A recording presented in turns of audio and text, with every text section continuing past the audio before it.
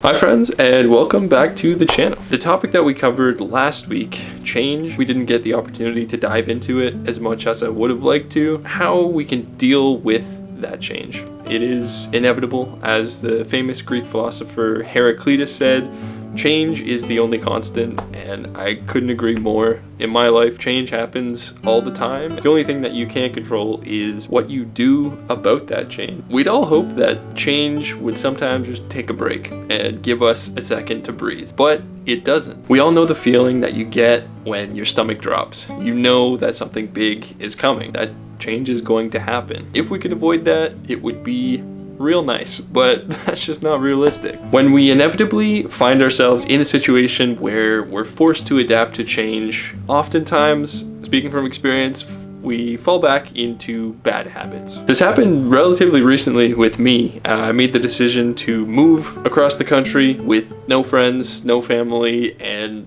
basically start a new life for myself. I found myself clinging on to pieces of the past, trying to claw at whatever routine I had before this change, and I found myself going down a really dark path and just leading a life that I wasn't happy to be in on a daily basis. One tactic that I've found that works really well for me is taking stock of all the different habits, activities that I was doing when I was at my previous best, and then try and slowly incorporate them back into my everyday routine. I want to try and give you some tools that you can potentially use when you find yourself in a bad mental space. So let's jump into it. Habit number 1, getting outside first thing in the morning. This sounds very easy, and it is. It is very easy.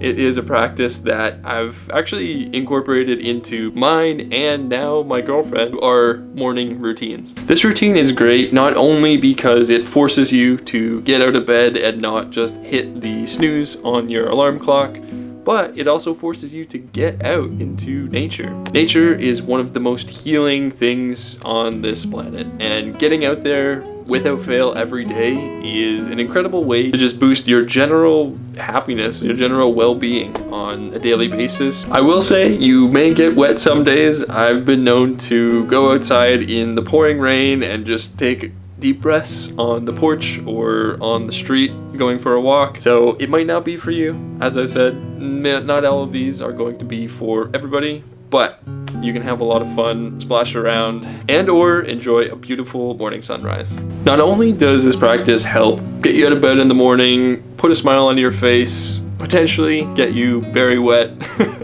but it also gets you moving, and it's just an incredible way to start your morning. Habit number 2 is documenting your gratitude. This has been a part of my routine for the past 4 years now, and the benefits for this have been truly life-changing. What this practice looks like for me is before I go to bed every night, I pull out my journal.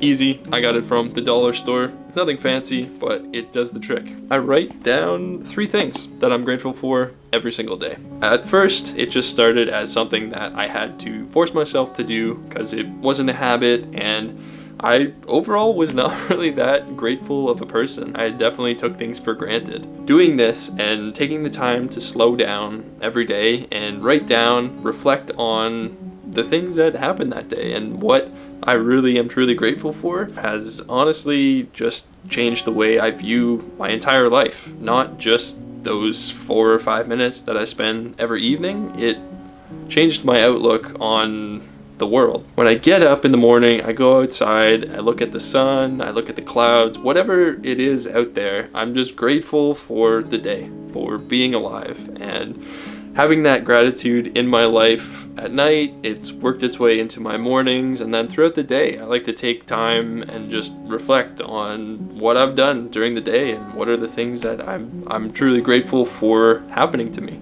If you choose to only put one of these habits into your life, this is the one that I would recommend the most. It has had the biggest impact on my life, and I cannot stress how amazing this was. And number 3 is morning journaling. I am 100% certain that you have heard about journaling if you're watching this video. This is probably the number 1 thing that people say to do when you're feeling stressed, is to just write down your feelings, get them onto paper, and it acts as a type of therapy. I can confirm this works really good.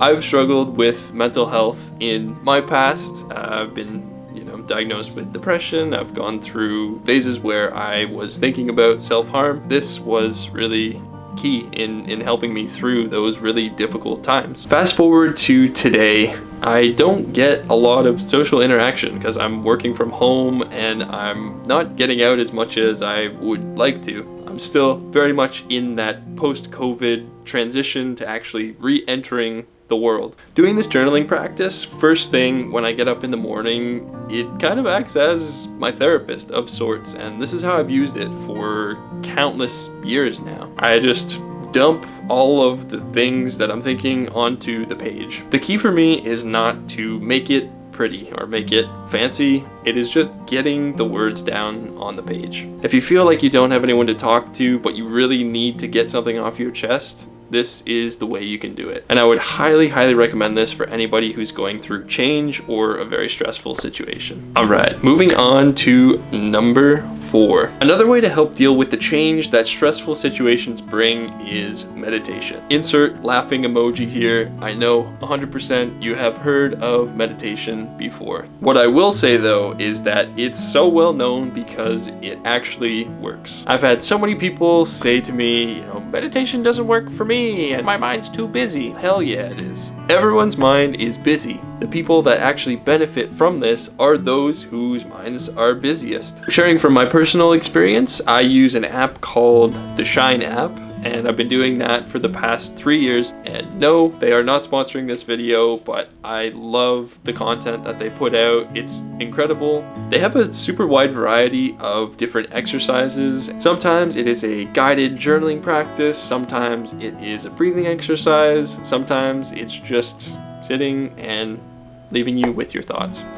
And all of these have their place in meditation, in mindfulness practice. Now, I'd highly recommend, even if you're not going to use the Shine app, try it. And if you don't figure it out on the first time, that's fine. It's not realistic to find the perfect thing the first time you do it. So take a little bit of time and actually look for something that works for you. Now, last and probably most unlikely for most of you to implement into your lives is cold showers. I am a bit of a cold freak myself. I've been doing cold showers for the past 4 years now, and I love them. They're so awesome. To give you a little glimpse into my first time doing a cold shower, it looked something like this. My whole chest closed up and I felt like I was going to collapse, but I didn't. If you're not familiar with Wim Hof, here is a picture of the guy. The guy is insane, but his methods work. Paired with the crazy cold immersion therapy, there's also a number of breathing exercises that you do with it in order to get the full benefits of his training. What I will do to try and pique your interest is read you a journal entry that I did right after I finished my breathing exercises from Wim Hof. My first day back doing the 4 cycles of breathing. I feel so at peace. These past 3 to 4 days have been some of the most stress-filled and uncomfortable in a long time. I let myself be taken by the business of society and the pressures of social media, the desire to be desired. One of the best parts of these meditation sessions is the ability to truly connect with myself and to gain a greater perspective on the world around me. Today, I received multiple rounds of chills due to the sheer presence I felt in my own mind. I need to remember that the most important person in my life is me. I need to take the time to set my mind, alkalize my body, and truly be present every day. The impact that a 30-minute session of truly being and living in the moment cannot be stressed enough. More people should adopt these practices to feel that same sense of serenity and connection with their own bodies. I feel truly happy to be alive. Now that we've finished going through some of these habits that have worked for me, I want to present a challenge to you. The challenge is to write down 3 things from a time where you were feeling at your best, where you were feeling great about your life. Your best could have been 1 day ago or a year ago. It doesn't matter. The important thing is to write it down and start somewhere. Everybody goes through up and downs. I do, and you do. The important thing is to build in routines and things in our lives every day that make us feel energized and truly happy to be here on this planet. I can't stress enough how much I would love if you took the time right now to write down these 3 things and to share them in the comments below. You might not think that this matters, but the impact that your words can have on somebody else's life are incredible. If being a part of a community like this seems like something that would be good for you in your life, then I would love if you could subscribe to the channel and drop a comment. Become part of the community today by sharing this. It's gonna be a great day. You got this.